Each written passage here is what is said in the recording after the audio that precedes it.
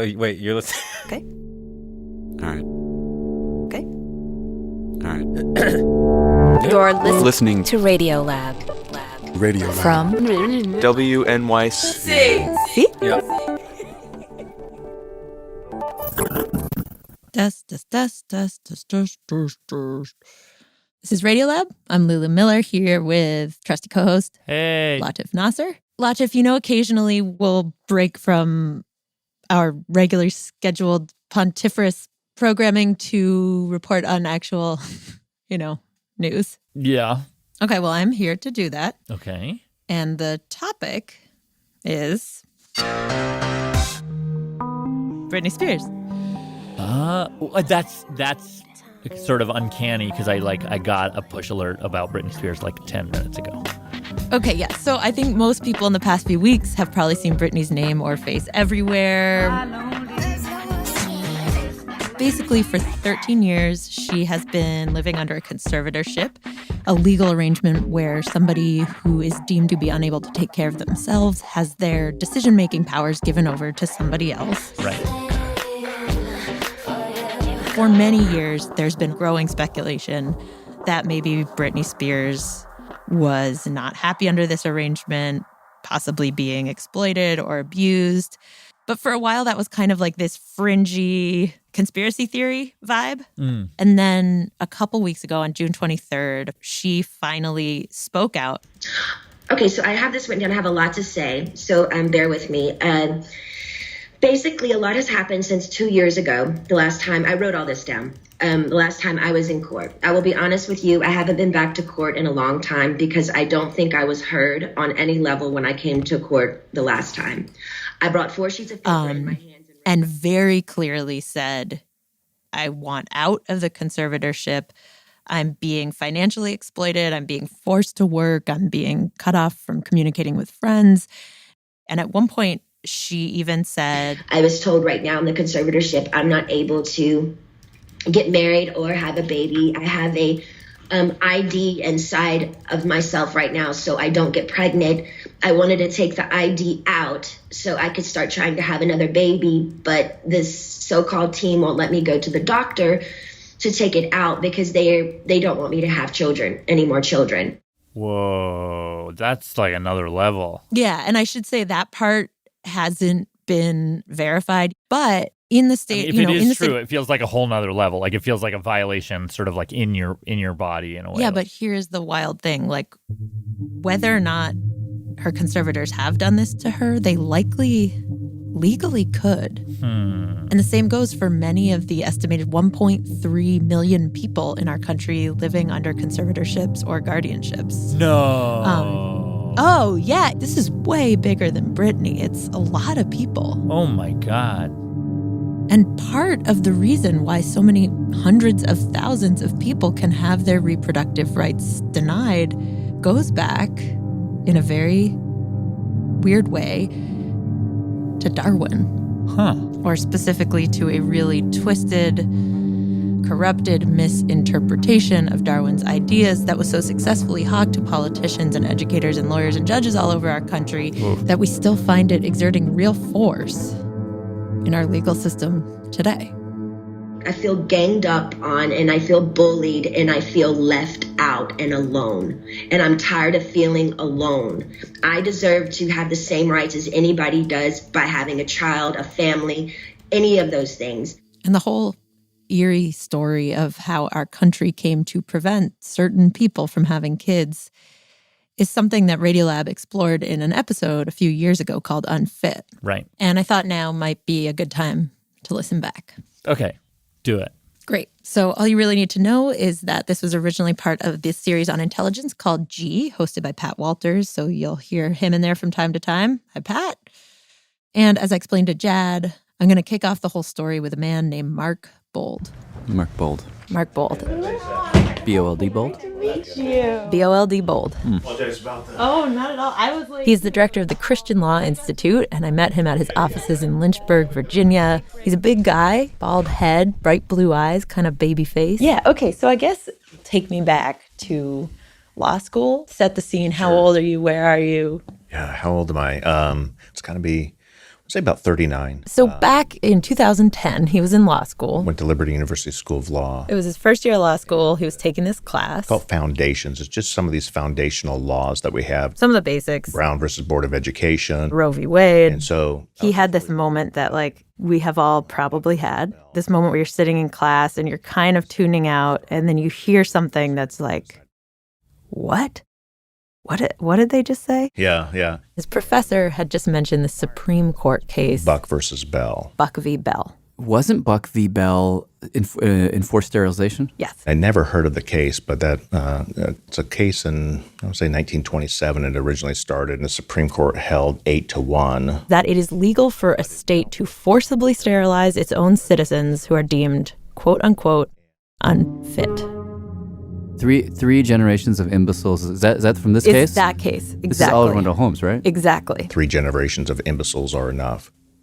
And I was blown away by that decision. It reminded me of Germany, kind of Nazi, this idea that we're going to, forcibly sterilize our citizens. It's constitutional to do that for the betterment of its citizens, for the betterment of society. But the thing that really shocked him the most, which again, you might also be aware because you are a now legal scholar nerd, but that I didn't know when I first heard about this about 2 years ago, is that Buck v. Bell has never been overturned. And he's like, just totally dumbfounded, if you will. That how could this still be on the books? Well, I feel like I should say that, like, if you look at the law, you will find that there are all kinds of bad rulings like that, these terrible laws from our horrible past that have somehow stuck around. But the idea is that no one's going to act on it.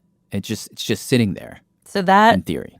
Okay. So that soundbite, what you just said, nobody's going to act on it, in theory. That wasn't enough for Mark. I became obsessed with it.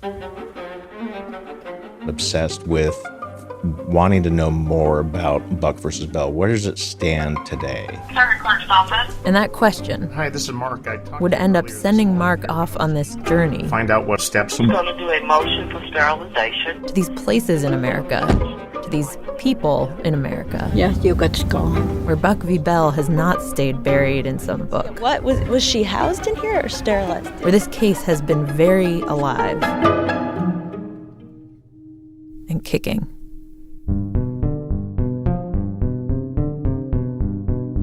I'm Pat Walters, and this is episode 4 of G, a Radiolab miniseries. And today we're going to feature this story from Lulu about sterilization laws in the United States because it uncovers a very dark side to our attempts to measure the human mind and fit people into boxes, and reaches out into the present day in ways I honestly never expected. And also, because the story of how we got to Buck v. Bell is all tangled up in the history of the IQ test that we got into in our first episode. And it begins with this guy who sort of looms over all of it. A guy I first heard about from writer Siddhartha Mukherjee. Francis Galton. Yes, Galton, this British gentleman in the 1880s. That is historian Paul Lombardo. Anyway, Francis Galton, he was this British scientist, kind of a polymath. Categorizer of all things. Yeah. Great measurer. I mean, he apparently walked around London with a pin in his pocket and a piece of paper, quantifying the number of women that he found were attractive.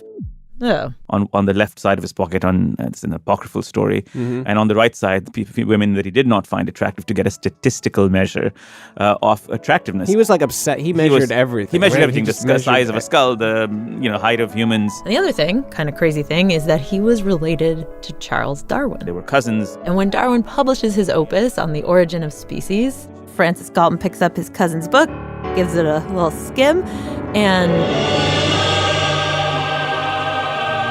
it completely shook him. And his idea was that this mysterious force of natural selection, which seems to kind of invisibly, naturally shape creatures into their most perfect forms, man could harness this and do the work of nature, but faster and better. Because through his measuring, his statistics, his research, Galton had become convinced that it wasn't just, like physical traits that got passed down from generation to generation. But also mental traits, the ability to think clearly, the ability to remember well. Galton was certain all those things could be inherited. And not just physical and mental, but moral characteristics and traits could be inherited. Galton's idea was that if you could measure everything, if you could measure these human qualities, then you could breed people just like you bred animals. Breed for the traits you want, breed out the ones you don't. If you did this selectively, he really thought that he would make a better human race. And he comes up with a word, eugenics, which is Greek for good birth. Is that what eugenics means? Yeah. He wants eugenics to be a program of better breeding. So he starts, touring Europe, giving these lectures on this idea of how you could create a happier, healthier society. And he publishes magazine articles about it. Did he ever describe his vision for how this would work, like practically, like how he'd go about doing it? Yes. Yeah. This part I feel like less people know about. He actually goes and writes a sci-fi novel called Can't Say Where. Can't Say Where. Yeah. Interesting. He never published it. And then after he died, his niece tried to destroy it. But a lot of it has been salvaged and typed up. Do you want to hear some of it? I actually have it. Yeah, totally. I should say, I really am tempted to do this in a fake British accent. But what do you think? Go for it. Okay. Okay, so I should say that they lay much stress on the aesthetic side of things at Can't Say Where. So it's set in a fictional town called Can't Say Where. Grace and thoroughness is a motto carved over one of the houses for girls in the college. And the physique of the girls, like the people themselves of Can't Say Where, he describes them as promising mothers of a noble race, the good stock. As for the men, they are well built, practiced both in military drill and athletics. They're very handsome and virile, but very modestly dressed. Gay without frivolity, friendly without gush, and intelligent without brilliancy. They never gossip. A loutish boy and an awkward girl hardly exist in this place. And the reason why people are so perfect in Can't Say Where is that everyone who enters the society has to take these tests. They have to take all sorts of physical tests, medical tests, and athletic tests, aesthetic tests, and if you do well, you're given all this money and encouraged to have tons of babies. But if you don't do well, such persons are undesirable as individuals and dangerous to the community. You are sent to a labor camp, told you are never allowed to have babies, and if you do, a crime against the state. It is considered a criminal act, owing to the practical certainty that they will propagate their kind if unchecked. So Galton's toying around with this fanciful idea, but people thought this was a very good idea. Sort of caught fire. Intellectual scholars, scientists came to celebrate this idea. And this is how you get to the Nazis, right? I mean, this went right into the Nazis. Oh, my friend, it went to Americans first. So this was something I did not realize at all. There was a huge eugenics craze in America in the early 1900s. And what historians have explained is that there were all these things going on. There was this wave of immigration. It's just after the Civil War, so there were freed enslaved people integrating into society. There were Christians freaking out about crime and promiscuity and drinking. And so all kinds of people, really important people, thought that these things were problems and that the way to solve it was eugenics. And one of these people is whom I'm writing a book about. This is how I crashed into all this. Oh, this is your Stanford guy. By the way, Lula's writing a book. It's coming out soon. It's about this guy, David Starr Jordan. Yeah. So my dude was like one of the earliest, loudest, most powerful proponents of eugenics. Got it. You can see like in the late 1800s, which is decades before most American eugenicists got the fever, he's slipping it into his courses at Stanford. So he's like telling smart people these ideas that poverty is linked to the blood and can be exterminated. He would trot these ideas out in front of like Benjamin Franklin's 200th birthday party in the late 1800s, where there's hundreds of politicians gathered. And he says, this is a matter of life and death for the nation. And he said the republic will endure only as long as the human harvest is good. Oh. That's a horrible And phrase. he wrote, this is a book. This is Okay, I swear we're almost done. We're almost done with the history. But then he decided to write a whole book about it. He wrote a book called The Human Harvest. I'm holding it right here. What a horrible title. It's horrible inside.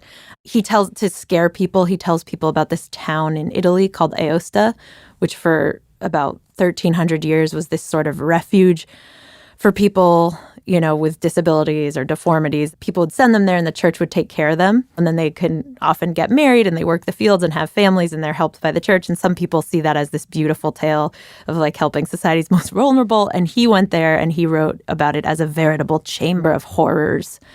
Basically, he describes the people living there and say they have less decency than the pig. And he says that it's a subspecies of human. Wow. And he says, this is where, America's going to be going if we don't take action. Let me tell you about it. So where are we right now? We pulled in. I don't know if you really saw the gate, the entrance. Which we totally did. So that day that I was with Mark Bold, he drove me to this place that is just a couple miles from his office. It's called the Central Virginia Training Center. The training center. It's ominous. It is. It is this campus on a hilltop. Very old buildings. With dozens of brick buildings. You see the kind of Roman columns there. There's tall turrets, but they're all starting to rot. Starting to become dilapidated, as you can see. These were some of the first buildings. There's acres and acres and acres here. And at one point, this place was a very real version of Galton's sci-fi dream. Okay, so what does this say? Yep. So this is established in 1910 as the Virginia State Epileptic Colony. The center admitted its first patients in May 1911. The facility originally served persons with epilepsy and began accepting individuals with mental retardation in 1913. So very little on there about the sort of sins of what they've done in the past. Exactly. Nothing in there. It was established in 1910 really as a eugenics facility, and notice they call it a colony really for the epileptic and, quote, feeble-minded. There's nothing in there that really talks about its main purpose was to house individuals from the community and strip them from society and put them here so they don't propagate their kind. That's really the fundamental reason for its existence. And this colony wasn't alone. There were tons of them popping up all over the country, like these high-walled holding tanks where people would be kept away from the rest of society and, in some cases, sterilized, which, when you think about what that really is, it's a form of extermination, slowly wiping out a certain kind of person. People with disabilities, people with mental illness, people who were immigrants, people of color, because they were all seen as not good births. So this is Ivanova Smith, an activist, advocate, and historian at the University of Washington. And she explained that people who arrived at these sorts of colonies would be given extensive tests. And they had different categories, and they used this concept called mental age theory to explain these different categories. Moron, imbecile, and idiot. And these were all diagnostic terms that were used to put us in institutions, and they were used to justify us being sterilized. So you said us. Yes. What do you mean by that? I identify with the intellectual disability community. I would have probably been, back then, I would have been put in the moron category. I'm autistic, and I have intellectual disabilities. Do you think in the eugenicist day, would you have been someone who was sterilized? I think I would have, because they actually encouraged the sterilization of morons in the early 20th century because we were more likely to be sexually active and, getting, finding boys or boys finding girls, Which brings us back to Buck v. Bell. What was she housed in here or sterilized? And in particular, Buck. So Carrie Buck was a girl who grew up in Charlottesville, Virginia. She was born in 1906, and she was mostly raised by her foster parents. She lived a kind of totally normal childhood, sang in the church choir, went to school. But when she was 17, she says she was raped, and she became pregnant out of wedlock. And as a result, her foster parents sent her to the Central Virginia Training Center, which in those days was called the Colony for Epileptics and Feeble-Minded. And when she got there, she met this guy, the superintendent, named Albert Priddy. So Albert Priddy was a passionate eugenicist. And at the time, 1924, there was starting to be some pushback about eugenics from churches, social institutions, politicians. And so Priddy was on the hunt for the case that would help to legalize eugenic sterilization at the national level. And when Priddy met Carrie, he felt like he had hit the jackpot because he realized her mom was there at the colony. Her name was Emma Buck, and she was allegedly a prostitute. So he had Carrie tested, deemed her feeble-minded. And then when he heard that a social worker had called Carrie Buck's baby, the product of this rape, peculiar, he believed he had on his hands proof that feeble-mindedness or unfittedness is linked to the blood. So he found her. He arranges to have a lawyer appointed to her. You have to before you're sterilized, you have like a mini trial. And so the lawyer appointed to her was this guy Whitehead, likely a eugenicist himself, didn't give her a good defense, didn't call forward any witnesses, and it makes it all the way up to the Supreme Court, where we get that ruling. 3 imbeciles. Okay, so those are the 3 are Emma, Carrie, and Vivian. It was 3 real people. And did Buck v. Bell make it nationalized that you could sterilize? Yes. I see. So her case paved the way for over 60,000 sterilizations performed all over the country. And that ruling still sits on the books today, never overturned. Wow. All right. Knuckle crack, we have made it through that horrific history. So we're coming back to Bold. We're coming back to Bold. So Bold is sitting in law school, and he's like, what? Exactly. Just totally dumbfounded, if you will, that we... And so he goes to his professor, and he's like, how has this never been overturned? And then the professor says, every state has since overturned it. All the states repealed their laws. So it hasn't been overturned because we don't have another, quote, case or controversy before us. Which is, the thing that, like, all the legal scholars say, which is like, well, technically, it's in this kind of purgatory. Don't worry. You're being paranoid. You couldn't actually get sterilized because you're looking for a thing. Okay. Well, okay. What? Just to sort of like... honor them? Honor those legal scholars for a second. Yeah. I mean, there's all kinds of stupid rulings. Right. Like Korematsu. Right. Which we did a big thing about. Right. Which basically like round up a whole bunch of citizens that are American citizens but are Japanese American, for no other reason than they're Japanese. That's constitutionally wrong, but they did it, and it's still technically good law. So it's kind of in that like, oh, that sucked, Yeah. but the limbo. The limbo, sorry, I thought I was like, you're going to say limbo. No, so it's like, I mean, there are other cases. There are other really terrible decisions that are in that space. So that, tons of people said that to him. To Bold. To Mark Okay. Bold. But Bold, I became obsessed with it. he just wasn't convinced that this thing was dead. So I was, a lot of my free time, if you could say that, as if you don't have enough to do in law school, right? Just started searching the code of each state, using keywords of feeble-minded and undesirable and sterilization and eugenics. So he started looking at each and every state law, and he did it alphabetically. Alabama, then Alaska, Arizona, Arkansas, California, Colorado, Connecticut, Delaware, Florida, Georgia, Hawaii, Idaho, Illinois, Indiana, Iowa, Kansas, Kentucky, Louisiana, Maine, Maryland, Massachusetts, Michigan, Minnesota, Mississippi, going through all the codes and searching. New Hampshire, New Jersey, New York, North Carolina, North Dakota, Ohio, Pennsylvania, Rhode Island, South Carolina, South Dakota, Tennessee, Vermont, Virginia, Washington. And then finally, he gets to West Virginia. And there he sees it in the West Virginia statute, Chapter 27, Article 16, entitled Sterilization of Mental Defectives. It's talking about sterilization for the best interest of society. This was still in the books. Still in the books. It's the year 2012.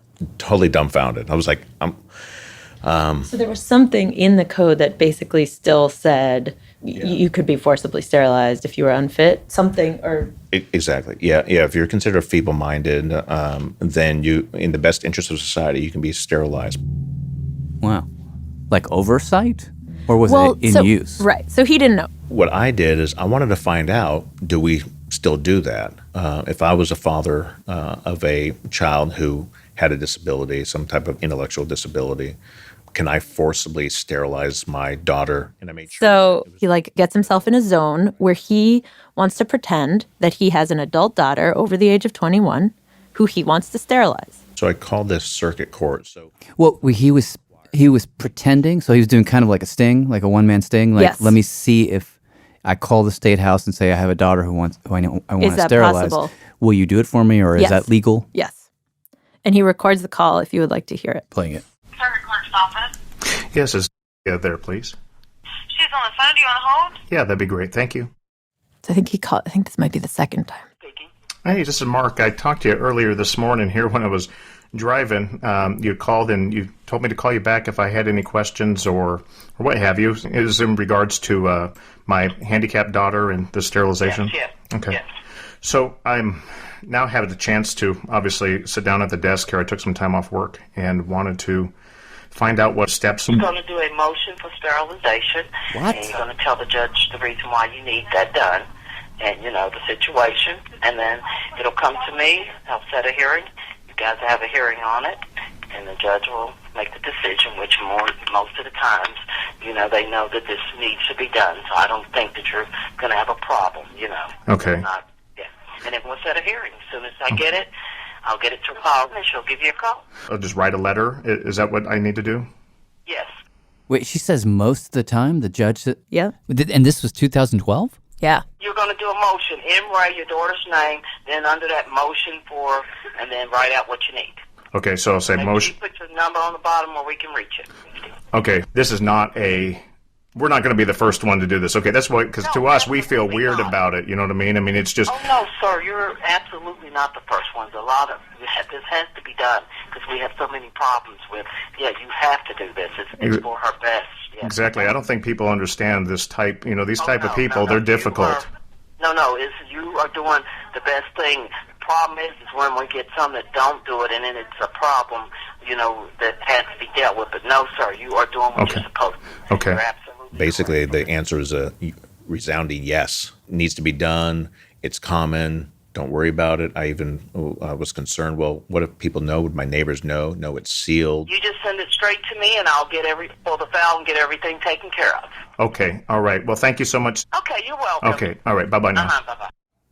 Get the out. Did I just hear that? Yeah. That's so this, insane. Yeah. So really quick, a couple of things. First of all, to be fair to her, it is not officially her job to judge whether or not someone should be sterilized. It's her job to get that question to a judge. And second of all, there is a legal difference between sterilizing someone for eugenic purposes, for the good of society, like there's something wrong with them that may be passed down to the next generation and threaten the race, versus sterilizing someone for their own quote-unquote best interests. And there actually are a number of states today that allow for a parent or guardian to have their disabled child sterilized for medical purposes, even if that person doesn't give consent. Oh, because if they have a child, they might die, kind of a thing? Yeah, and some of the laws even talk about that person's inability to adequately care for a child. So do you think the woman who was responding to Mark saying, oh, yeah, we've done this before, with that kind of case in mind, or with the more eugenics-y flavored case in mind? Honestly, I don't know. I was able to find her, but she said she couldn't comment on this case for the story. And numbers of how frequently sterilizations are done are really hard to find. But what is clear is that at the time of that call, the law as it was written in the books, one of the reasons why a judge could approve of a sterilization procedure is, and I quote, that the individual is mentally impaired and that such defect is of a genetic nature that is likely to be passed on to any children, which is just pure eugenic reasoning. Right? So it's that general welfare. What's in the best interest of society? It's not about what's in the person's best interest. And so I found it disturbing. So he was horrified. And I wanted to put the nail in the coffin. But he also, this was kind of his hero genesis moment. What I did is put out a press release. In a sense, I was wanting to pick a fight. The Christian Law Institute's considering suing West Virginia, et cetera, over its eugenics for sterilization law. The Charleston Gazette picked it up. And his idea was, I was really hoping that the state would in a sense, defend it, that we can together get it before the Supreme Court and said, hey, let's overturn this. So his dream was like, I'm going to reach out to West Virginia and say, let's do this thing. And you defend the law, and then we'll get it to the Supreme Court. Wait, so his legal strategy was sue it, Make but them make uphold sure, it. Like on appeal, it gets upheld or something, and it just kind of works its way up. Yeah. But right after the article came out, It went before the legislature, and they just unanimously repealed it. how fast did that happen? I just was notified of that probably about a couple months after. They immediately overturned the law because they were like, we're West Virginia. We don't want to be seen as upholding eugenic sterilization. So great for the people of West Virginia, but Mark's bigger plan to overturn Buck v. Bell was foiled. And so he starts thinking, all right, if I can't find justice for people in the future, could I reach back into the past and find it there? And we'll join him on that search after a quick break.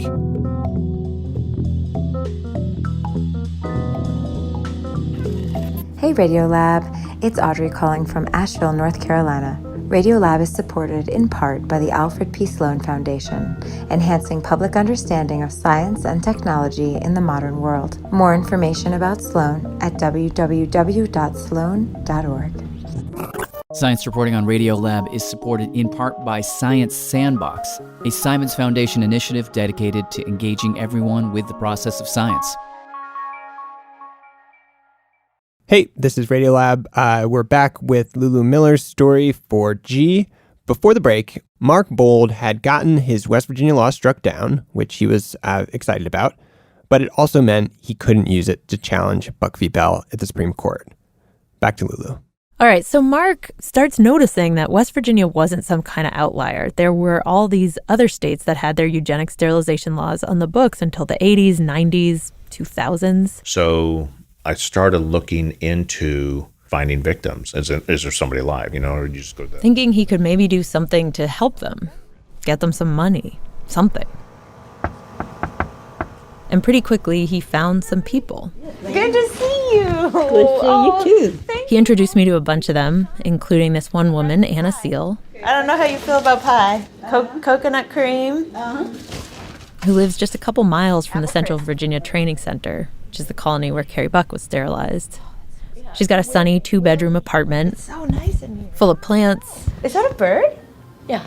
With 2 birds, actually.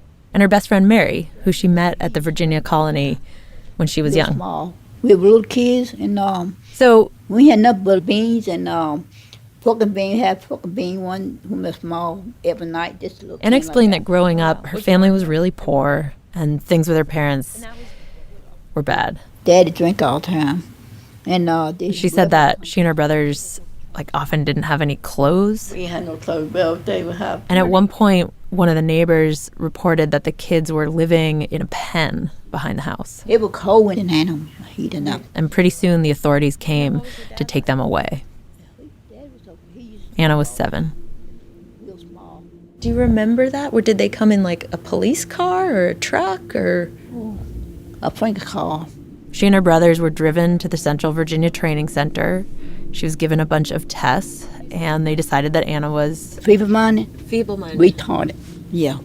They issued her an inmate number, cut her hair. I didn't want that to happen, and they were often forced to wait outside in the cold rain to wait for food. They had to work with no pay. Years went by, and Anna was told she could leave, just agree to be sterilized. But she said no. She had always wanted to have kids, and so she said no. And ironically, all that time, her job at the colony was to care for kids. I just give them a bath, have to give them a bath every night. You would give them a bath? Can't take care of themselves. I love kids, but I want, Yeah. And one day, when she was 19 years old, 2 nurses came and said they were going to give her a checkup, and she gave her a mask of which she thinks was ether, and she felt the world slipping away, and she was she figured she was being euthanized. I thought I was gone, and I probably won't wake up. She thought that this was it. But I woke up. And did you know when you woke up what had happened? No. What is it? Is it still? Do you still have a scar? Yeah, I still got the scar. I'll think about it every day, you know. You do, but you don't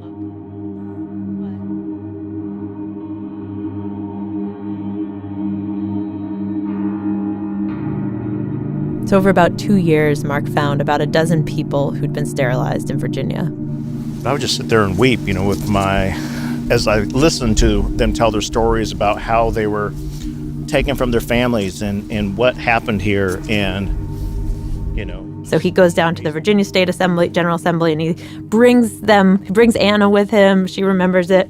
So what he wants at this point is an apology. Yes. He wants a bill to get some type of compensation for victims who were forcibly sterilized. So he goes down to the Virginia state government and he makes this appeal. He says Virginia was where the first Supreme Court sanctioned sterilization happened. Virginia should be the first to compensate its victims. And they basically pass. Like as in, no, thank you. Yeah. What did they say? Well, Mark, in his opinion, he thinks it was pretty much about money. They call themselves conservative, but they're so fiscally conservative. He says that one of the things that was so frustrating about this was that he didn't really have the support of his people. People who, I'm Republican, just for what it's worth. We have this idea of pro-family, and here you have these guys at least champion that. I'm like, what more of a pro-family? How about the right to have a family? You know what I'm saying? If you say you're pro-family, you're pro-life. How about the right to give life? You know what I'm saying? And so it just seemed so hypocritical to me. I just find it repugnant. It still makes me angry to this day, right? Yeah, your face just changed. It's like a deep soul disappointment. Yeah, because again, these are advocates. The House budget set aside about But just a few months later, Mark Bold with the Justice for Sterilization Victims Project. He and a team of lawmakers and activists convinced North Carolina to pass a bill. Providing relief to those citizens that this state has injured is the just and righteous thing to do. Time is running out. And they award everyone who's been sterilized $50,000, and they say they're sorry. And then a couple years later, Virginia passes it, but then Virginia only gives $25,000, which he just felt like was such an unnecessary slight. Spend $10. But for Anna, we got paid. So what does that mean? Is it like it helps? She gets about $50 a week, and she uses it to help with the groceries, with bills, and the cables. And she used a chunk of it to treat her friend Mary to a present. Oh, hello, little guy. Don't let me wait for you. Okay. It's fast. After Mary had got some hard news, she went out and got her a hamster. Who's that? Sugar Puff? Sugar Puff. Just to cheer her up. Anna spends her time hanging out with her neighbors. She goes to church. She feeds her birds. Did you do that one? Yeah, I did these right here. Oh, yeah. She colors. Okay, and what's this guy? A bear. Surfing. Yeah, and dog head, and bear too. And this one's kayaking. Wow, and they're really bright. So is that and she takes care of her best friend, Mary. When I was there, she was constantly getting up to refill Mary's drink. Mary walks with a cane now, and Anna kept refreshing her glass of iced tea. She even set up Mary with her most recent boyfriend. How'd you know him? How'd you meet him? He said, looking for a friend. I said, Mary, be your friend. You said, not me? But as much as this apartment is filled with laughter and life, what's your age difference? You can still see that this loss, this theft, really, she carries it. Okay, so what are we looking at? We've got dogs, doll babies. Doll babies on your bed, a boy and a girl? Uh-huh. Do they have names? Yeah. What are their names? That's Bobby. Bobby? That's a little Mary. So that's Mary, and who's this? Anna. And whose is yours? This is mine right here. Yours is Mary. This is Mary's right here. And Mary's is Anna. Yeah, Anna. And so she says she brings the doll with her to church on the bus. Do you bring her, shopping, grocery store? Oh, I take her everywhere. I go. And why? I mean, is it like... I said, I love kids when I have kids. I want to have kids, but I didn't let me. I want to, settle down and get married, but I didn't have no kids. So is it kind of like she's become a kid? Yeah. Yeah. Mm-hmm. She is a kid. She is a kid. Yeah. She goes on good with me. She goes down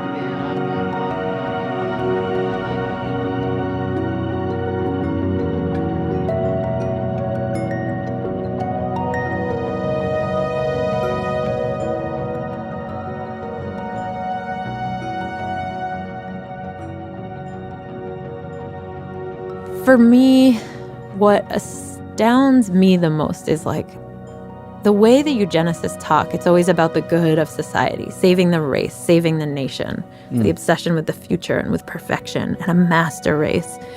They say that it's science, that if you read Darwin and you apply his principles, this is how we make a better race. But the thing that like they all somehow happen to miss in On the Origin of Species is how frequently Darwin talks about one thing, this one ingredient that he marvels at. He doesn't understand why it's there, but it is the thing to which we all owe our existence on Earth. What is that one ingredient? Variation. Variation, it is the engine of natural selection, of beings being created more perfectly. It is what, when a gene pool is too homogeneous, it's weaker. And so the eugenicists, by breeding out variation, were in a way foiling their very own plot of building a master race. Yeah. Like, who gets to say what we need, Yeah. There's a humility built into the theory of natural selection, which just gets immediately distorted with social Darwinism. Right. Because it's like, we decide. Exactly. And I think that oftentimes this story seems like it's past tense, like it's over. But that hubris is still in our laws today. I mean, I talked earlier about those laws, which are supposedly different from the eugenic sterilization laws, the laws where you're allowed to sterilize someone in their best interests. Those statutes are still controversial. As Paul Lombardo explains, when you really dig down into the language, these laws are still saying there are some times when we should be making the decision for someone else about whether or not they should have children. I think your inclination is correct. There are reports of abuse, and there certainly are opportunities for abuse in this case. These are powers of the state which we should be incredibly suspicious of.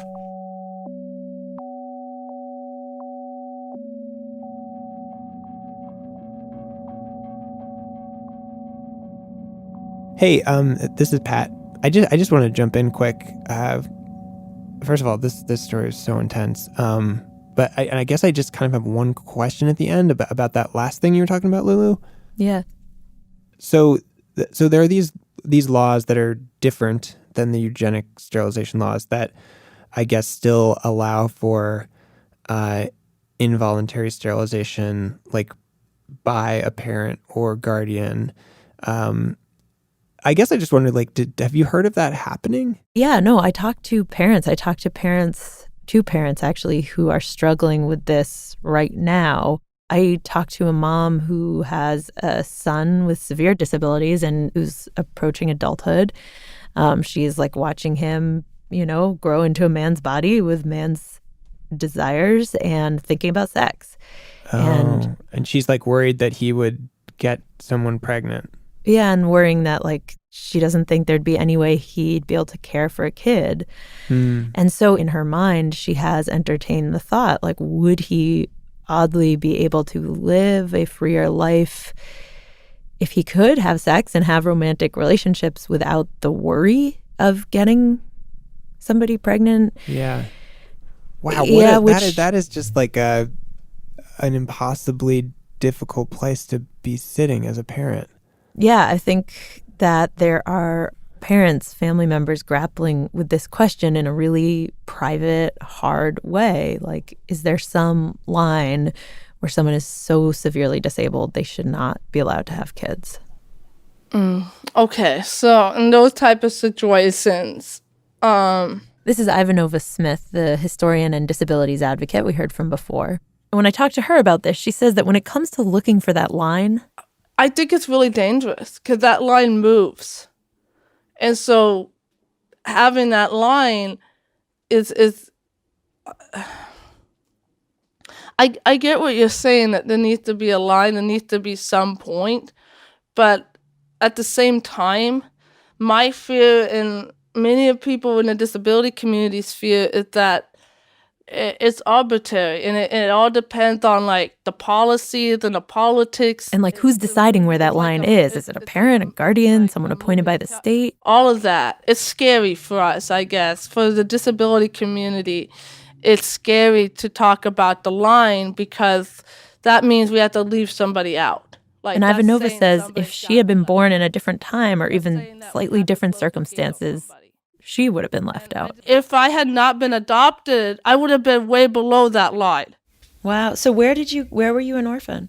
I was in Soviet-occupied Latvia, and I was born with club feet in both of my feet, and they diagnosed me with my developmental disabilities, and they diagnosed me with autism, and I never learned my native language because the orphanage was never able to teach me my native language. And I lived in the orphanage. You weren't speaking at all? I was babbling when I was 5.5. And soon after that, she was adopted by an American couple. I came to Washington State and eventually learned to talk, went to school, which could be difficult because, as she puts it, she had a very visible disability. Like I rock. So she'd be sitting there in her chair, moving her body back and forth. The way that my movements are, it's just kind of awkward. Had learning disabilities. I also I have a hard time regulating my emotions sometimes. She'd have little outbursts, break down in tears. So sometimes I need like support. But she kept going, made it through school, eventually started dating. We dated for 10 years before we got married, and then I had no idea that one Valentine's Day that we decided not to use a condom. In 2017, she got pregnant, and she was terrified. A lot of my peers were like, oh, you shouldn't have kids. And her whole life, basically, people had been telling her, like, you can't be a mother. You would be dangerous. And she had started to believe them. I agreed with them. She worried about all these things. Yeah, like I would forget to feed them. Or like, I have depth perception issues. And so I was like afraid that I would like trample over them. Or like drop them. And worse than that, I don't understand other people's emotions. And so I was scared that I would not have that nurturing feeling. Like she'd look at the baby and just feel confused or nothing. And I remember calling my mom when I found out that, I was pregnant. I told my mom I was scared, but my mom was like, I'll be here for you and we're going to get through this and this is going to be, we are so excited. Like they were so excited. When I first went to the doctor to confirm the pregnancy test, there was a nurse trying to give me paperwork about the abortion pills. And I said it to them then. There's this little human being inside me. And I'm going to do my best to love them. I'm scared to death. I'm terrified.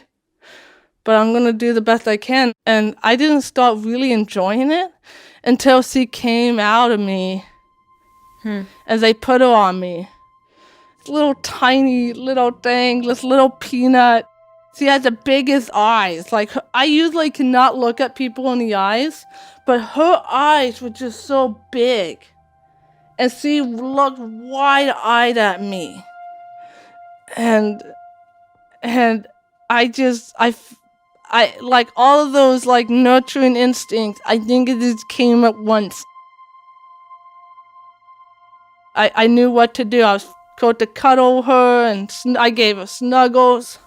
She doesn't care that I rock, and she doesn't care that I talk to myself. She's just a happy little snuggle, and she loves me unconditionally, and I love her, and I think she's made me a better person. Creating that little human, it was the most amazing moment of my life. And she's just such a blessing. I can't imagine life without that little girl. And, there was that one time where I would have been told that it would have been for my best interest to have been sterilized. And what do you say to somebody who just says, oh, you rock or you stim and you have a meltdown getting on the bus and you can't drive her and you shouldn't, that they worry about her safety. I mean, what do you say to them? What do you say to someone who still thinks, oh no, is your little girl going to be okay in your care? I would say to them that, okay, do you see that in my little girl's face? Oh, that little lamb, she's gonna tickle a peanut. That little lamb is tickling a peanut. Do you see that when she's laughing? Her little heart out when I'm giving her a hug. Where's the yellow one, though? Where's that yellow Jeep? Do you see that when she's coming to me saying, mooty, mooty, mooty? You know? That's right. Yep, that's yellow. That's the yellow Jeep. I would tell them to presume competence, that presume that we could be good parents. Give us that chance.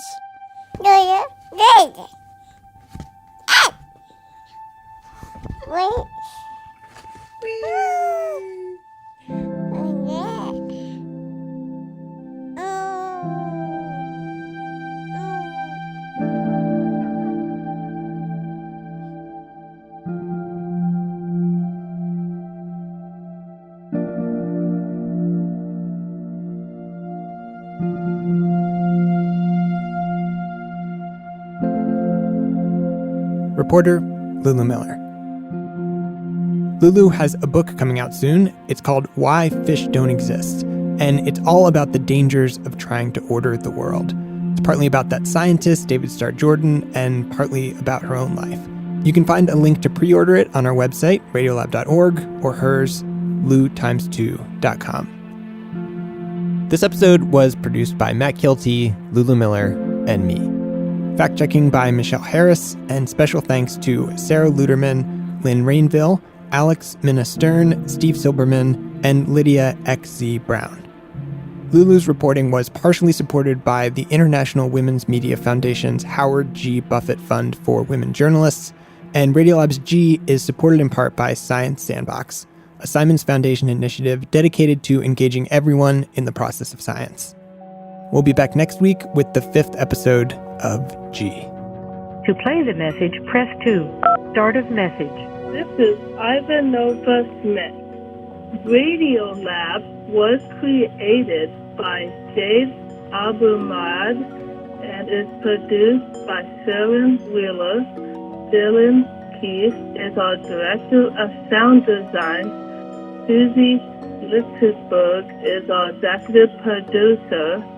Our staff includes Simon Elder, Becca Bresler, Rachel Keswick, David Gibble, Bethel Hopkins, Tracy Hunty, Nora Keller, Matt Pelkey, Robert Kauswick, Anna McEwen, Letta Nessa, Melissa O'Daniel, Sarah Kelly, Irina Wax, Pat Walters, and Molly Webster, with the help of Sima O'Lee, W.